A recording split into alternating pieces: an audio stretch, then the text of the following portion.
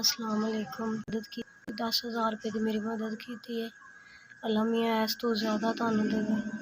बच्चों की तंदुरुस्ती तुहाडी तंदुरुस्ती होवे। अल्लाह मियां तुहाडे बच्चों की हयाती तुहाडी हयाती करी लंबी उम्र करे। मेरे बैग लग्या होया है। पहले 5,000 की इमदाद की थी, हुण 10 की कीती। अल्लाह मियां तुहानू खुश रखे, आबाद रखे, सदा लंबी उम्र अल्लाह मियां तुहानू दे। बच्चों की हयाती बच्चों नू लंबी उम्र देवे। अल्लाह मियां तुहानू सदा खुशियां मिलन। तुहानू देंदा रहे। तुसी इंज ही वंडदे रहो, तुहानू कदी कमी ना आवे।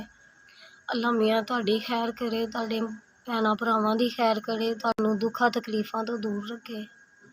अल्लाह तुहानू हज करावे, उमरा कराए, तुहाडे हत्थ दा दिता होया अल्लाह कबूल करे। अल्लाह तुहानू इस तरह ही देंदा रहे। तुसी मारियां दी मेरे जैसियां दी मदद करदे रहो, तुहानू कदी कमी ना आवे। तुहाडे बच्चों की खैर करे, अल्लाह तुहानू बुरी नज़रां तो बचावे। अल्लाह तुहाडे घर दी खैर करे।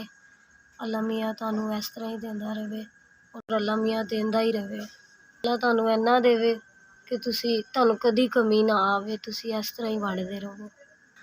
तुसी 15,000 रुपये की साडी इमदाद की थी। अल्लाह तुहानू खुश रखे, आबाद रखे, तुहानू खुशियां मिलन। इस तरह ही आबाद रहो।